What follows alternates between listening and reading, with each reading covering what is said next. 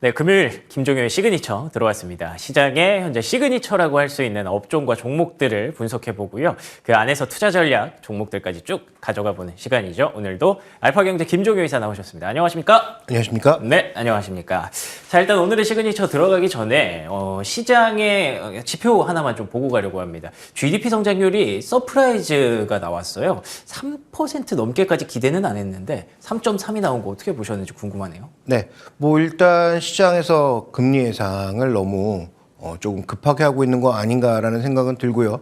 뭐 다만 중요한 것은 지나간 그런 실적이기 그렇죠. 때문에 네. 4분기에 어떤 이런 강한 상승 자체는 여전히 소비가 미국 경제를 생각보다 굉장히 탄탄히 받치고 있다. 그 다음에 고용도 미국 경제를 굉장히 탄탄히 받치고 있다라는 측면에서 미국 경제는 뭐 조금 전에 이항영 위원도 얘기했지만 여전히 강하다라는 측면에서 보면 지금 금리 예상은 여전히 50% 정도 갖고 있잖아요. 3월 달에 금리 인하와 관련된 그런 기대를 가지고 있는데 그 기대도 좀 헛된 게 아닌가 싶기도 하고 그럼에도 불구하고 미국 증시가 강한 것은 또 일정 부분 실적 때문이기도 하니까 상대적으로의 견조한 경제와 실적 이것이 미국 증시를 버텨주는 가운데 견조한 미국 경제 때문에 뭐 상반기에는 금리 인하가 없을 가능성이 높다 이렇게 좀 봐야 될 것 같습니다. 아, 그렇군요. 뭐 GDP 성장률이 좋았던 것, 미국 경기에 연착륙을 기대하는 그런 긍정적인 마인드로 접근할 수도 있겠지만 사실 금리 인하는 이제 조금 더 뒤로 미뤄질 가능성 염두에 두셔야 될 것 같습니다. 안 그래도 최근에 시장과 연준의 간극이 조정받는 구간이 분명히 있었는데 그 흐름이 뭐 거의 고착화되고 있다. 이제는 뭐 상반기에 금리 인하 기대하기는 좀 어렵다 정도로 이번 GDP 성장률의 결과를 좀 분석해 볼 수 있었네요. 자, 그러면 오늘 시그니처 열어보도록 하겠습니다. 오늘 시그니처 어떤 내용일까요? 네, 오늘의 시그니처는 중국 전기차 정말로 위협적일까라는 내용으로 또 준비를 해봤습니다. 이 내용 그대로 가져가서 안 그래도 최근에 이제 테슬라 실적도 좀 보셨을 거고요. 반대로 우리나라에서 이제 중국 전기차들이 꽤 많이 돌아다니는 것도 많은 분들이 확인을 하고 계시거든요. 그래서 전기차 시장에서 뭔가 중국산 전기차들이 이렇게 치고 올라오는 것이 아니냐라는 의문을 가질 수 있을 것 같은데 어떻게 보시는지 궁금합니다. 네, 뭐 자동차 전체도 그렇고요. 그 다음에 뭐 중국차의 전반적인 움직임이 뭐 심상치 않은 것은 사실입니다. 그래서 뭐 관련된 뉴스가 하나 나와 있는데 이분은 자기 회사부터 일단 좀 잘하셔야 될 것 같기는 한데 누구죠? 일론 머스크가 뭐 이런 얘기를 했죠. 네. 중국 전기차가 정말 잘하고 있다. 그래서 관세 장벽 같은 거 없으면 디몰리시 할 수 있다. 이 디몰리시라는 말 자체가 일단 뭐 붕괴시킨다는 얘기거든요. 그러니까 다른 시장들이 모두 박살날 수 있겠다. 중국 본인의 회사도 뭐 포함되겠죠. 그러니까 전반적인 전기차가 잘하고 있다라는 내용이고 그래서 뭐 기사의 전체 톤을 읽어보면 뭐 관세 장벽이라든지 이런 것들 필요하다. 중국 무시하면 안 된다. 뭐 이런 뉘앙스의 얘기거든요. 그렇군요. 그러면 우리는 이런 얘기 나오면 자연스럽게 떠오르는 거 있잖아요. 중국 차 누가 사? 라는 부분. 그러게요. 중국 전기차 그거 다 뭐 테슬라가 수출한 거 아니야라는 부분. 네. 그러니까 이런 것들을 팩트 확인을 해봐야 우리가 정말로 중국 전기차가 경계할 만한 요소가 있는지를 살펴볼 수 있는 것이고 만약에 중국 전기차에 대해서 뭔가 우리가 경계할 만한 요소가 있다면 그에 맞대응해서 우리가 조금 바라볼 만한 종목은 무엇이 있는지를 살펴보는 게 오늘 가장 중요한 포인트가 아닐까 싶어서 이 뉴스와 관련된 몇 가지 팩트를 좀 짚어보고자 합니다. 오, 알겠습니다. 팩트를 짚어보고자 한다라고 하시는 말씀을 들어보면 완전하게 이게 정말 팩트일까라는 생각도 들고 뭔가 좀 국내 전기차 업체들이나 테슬라 입장에서 희망적인 부분들이 분명히 있나라는 여러 가지 생각들이 좀 들게 하는데 그러면 오늘의 인사이트 한번 열어보도록 하죠. 오늘의 인사이트는요. 경계는 필요한 시점이다. 이것도 뉘앙스가 약간 오묘하네요. 네. 뭔가 완전히 넘어갔다기보다는 경계는 좀 해야 된다. 네, 뭐 우리가 과거에 뭐 반도체도 그렇고 가전제품도 일본을 뛰어넘을 때 일본이 우리를 바라봤던 시각이 딱 그 정도였죠. 그렇군요. 한국이 우리를 넘을 수 있나? 그런데 우리가 뭐 디스플레이는 이미 밟아버린 상황이고요. 예. 그다음에 뭐 가전도 마찬가지고, 그다음에 지금 뭐 반도체는 뭐 일본은 뭐 들어볼 수가 없는 그런 지경에 이르렀잖아요. 그렇죠. 물론 예. 도쿄 일렉트론이나 일부 소재 쪽은 여전히 일본이 잡고 있습니다만 그럼에도 불구하고 이제 몇 가지 산업은 완전히 한국에게 눌려 있는 그런 상황인데 자동차 같은 경우에는 잘 살펴보셔야 되는 게 지금 뭐 중국차의 품질이라든지 이런 것들이 그렇게 좋은 양상은 아니지만 중국은 매년 3천만 대의 신차가 나옵니다. 우리가 100만 대 정도의 신차가 나오는 데 비해서 예. 3천만 대의 신차가 나오죠. 무려 미국의 2배의 신차가 나오는 시장입니다. 그렇군요. 100개가 넘는 브랜드가 여전히 경쟁하고 있습니다. 그래서 최근에 나오는 뉴스 중에서 이 얘기는 진실입니다. 중국 자동차 중에 8, 90%는 망할 거야. 망합니다. 예. 망해야 되고요. 예. 왜냐하면 100개 업체가 너무 어떻게 많으니까. 난립할 수 있겠습니까? 예, 그렇죠. 당연히 망할 거고요. 그렇지만 남는 10개는 어떤 회사가 될 것인가도 우리가 주목해 볼 그러네요. 필요가 있는 거죠. 예. 그래서 그런 부분을 오늘 좀 말씀드리고 싶은 부분들인데, 자, 먼저 준비된 그림 보시면 이게 이제 특정 회사의 예측이니까 이게 뭐 맞을지 안 맞을지는 우리가 확인이 불가능하겠습니다만, 일단 2023년에 일본을 제치고 전 세계 최고 수출 국가가 중국이 됐지 않습니까? 그렇군요. 이제 이거 안 바뀝니다.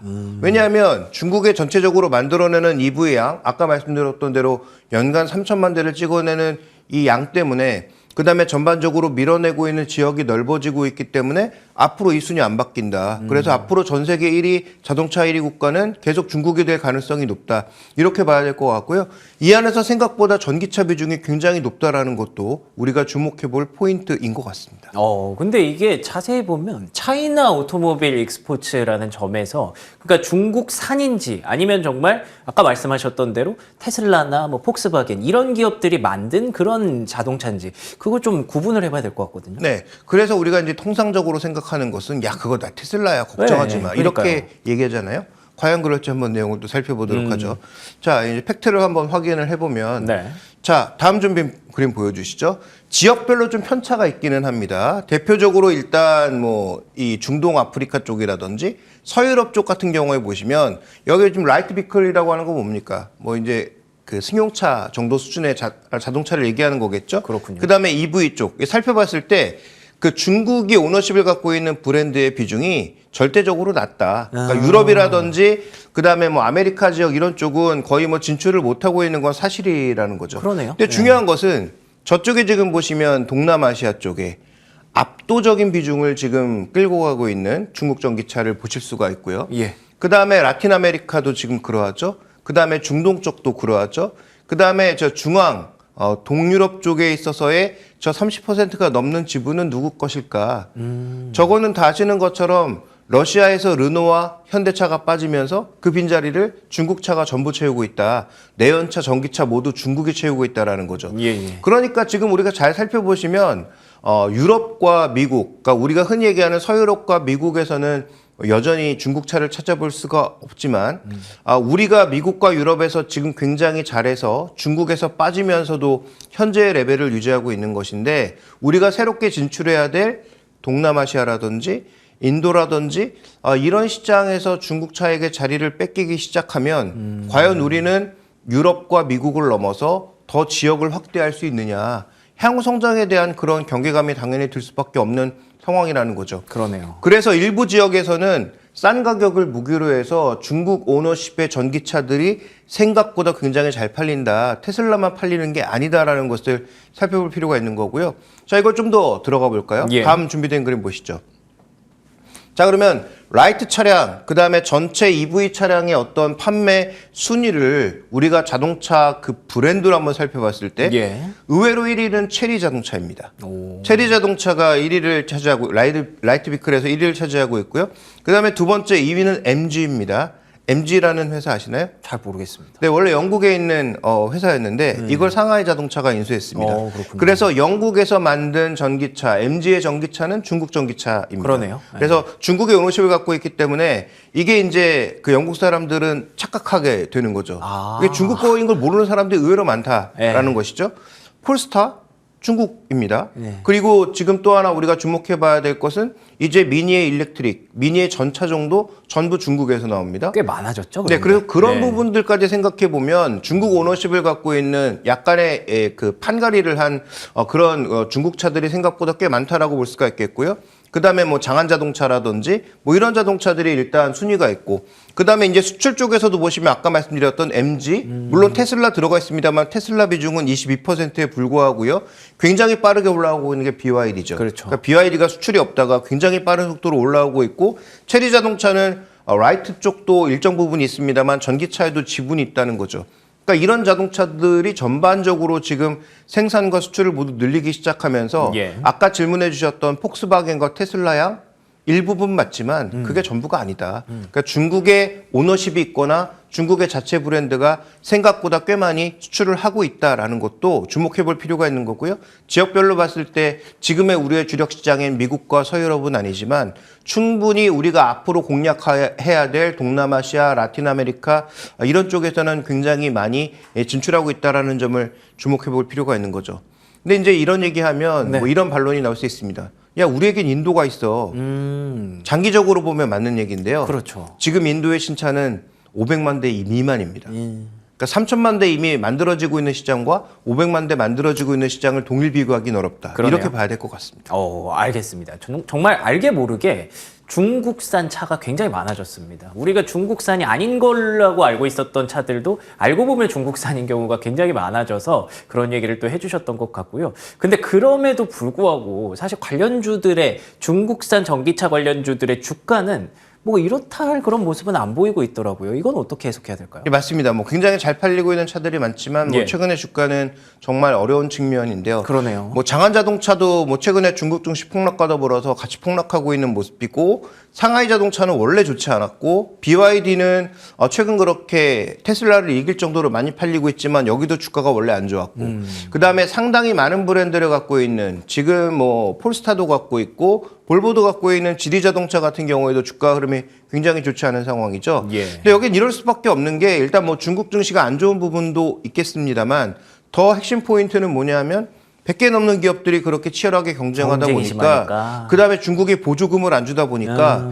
실적이 좋을 수가 없죠. 그렇군요. 그러니 여기는 지금 피 튀기는 전쟁과 그다음에 피 튀기는 M&A와 이런 것들이 계속 벌어지고 있다. 그래서 정말 무서운 것은 최근에 이런 자동차 회사들과 중국 유수의 IT 기업들이 계속 결합하려는 모습 보여주고 있고 그다음에 조금 괜찮은 기술을 갖고 있는 회사들이 무너질 것 같으면 빠른 M&A가 일어나면서 서로의 기술을 서로 막 합치고 안에서 융합되는 그런 모습들이 보여주고 있다는 거죠. 그래서 아직은 뭐 굉장히 조악하지만 BYD의 배터리에 BYD의 싼 가격에 그다음에 IT 기술들이 접목됐을 때 과연 그의 경쟁력은 어느 정도의 수준일까는 이제부터 우리가 경계해야 되는 거죠. 다시 한번 말씀드리지만 중국차 그렇게 아직 대단하지 않고요. 네. 우리를 위협할 정도 아니지만 분명히 경계할 만한 시점에 온 것도 분명하다라는 말씀을 드려야 될 것 같습니다. 알겠습니다. 예, 경계해야 될 시점인 건 확실히 느껴집니다. 그러면 저희가 어떤 종목을 좀 공략을 해봐야 될지 마지막 스탁 한번 열어보겠습니다. 스탁은요. 도요타와 기아, 중국 전기차를 계속 얘기했는데 네. 결국 일본차, 국산차네요. 지금 그러니까 중국차가 그렇게 경쟁력 있게 우리에게 다가오면 예. 과연 이것을 우리는 어떻게 극복해내야 가는가의 생각에서 말씀드릴 수밖에 없는데 그렇군요. 준비된 그림으로 이미 결과가 나와 있다. 왜냐하면 레거시 자동차들이 지금 뭐 전기차만큼 어려운 상황입니다. 뭐 폭스바겐이나 제네럴 모터스 최근에 조금 반등을 시도했습니다만 그래도 반등의 폭 자체가 굉장히 제한적인 반면 도요타는 최고가, 기아도 어저께 실적 발표하면서 긍정적 모습 보여주고 있죠. 물론 여러 가지 요소가 작용했습니다만. 근데 도요타하고 기아는 확실한 차별적 요소 두 가지를 제가 보고 있는 이유는 첫 번째 도요타는 뭡니까? 가장 중요한 건 하이브리드 차량의 판매를 계속 늘려나감으로써 예. 미국에서 압도적인 판매량 증가와 그다음에 환율 효과를 보고 있다라는 거죠. 그게 일본 증시의 최근의 상승세와 더불어 그쵸. 예. 견조한 모습 보여주고 있기 때문에 적어도 이렇게 전기차가 망가지고 있는 올해 초반에는 하이브리드에 대한 기대가 여전히 높아질 수밖에 없고 우리나라의 하이브리드가 많이 올라왔긴 하지만 직병렬 병합으로 가고 있는 도요타의 하이브리드가 여전히 높은 수준에 있는 것으로 보인 데다가 여러 가지 신모델들이 작년부터 대거 출시됐기 때문에 그런 측면에서 아마 도요타의 상대적인 강세는 이어질 수 있다라는 게 첫 번째 포인트입니다. 예. 그래서 일단 뭐 도요타에 대해서는 뭐 신규 매수는 어렵더라도 보유하고 계신 분들은 지금은 전혀 매도할 필요가 없는 구간이라고 보여지고요. 그다음 기아는 뭐냐? 자, 테슬라가 3천만 원대의 싼 전기차를 내년에 내놓겠다고 했습니다. 그런데 그걸 올해 내놓는 회사가 어디죠? 기아입니다. 그렇군요. EV3, EV4, EV5까지 해서 뭐 예. 중국에도 나오고 우리나라로 포함한 글로벌 시장에 비교적 싼 가격의 전기차를 내놓는다는 거죠. 그런 차원에서 밸류에이션도 싸지만 중국 전기차에 대응할 수 있는 가격의 전기차를 내고 있다는 관점에서 저는 뭐 기아를 주목하고 있다. 이렇게 말씀드리겠습니다. 알겠습니다. 전기차 시장 참 녹록지 않습니다. 그럼에도 불구하고 돌파구는 계속 만들어지고 있고요. 하이브리드의 강자 토요타 그리고 볼륨 모델을 만들고 있는 기아까지 주목해 보도록 하겠습니다. 저희는 오늘 여기서 마무리 짓도록 하겠고요. 저희는 다음 주 월요일에 다시 돌아오도록 하겠습니다. 이어지는 출발 성공 투자 역시 MTN 머니투데이 방송과 계속해서 함께해 주시기 바랍니다. 시청해 주신 여러분 고맙습니다.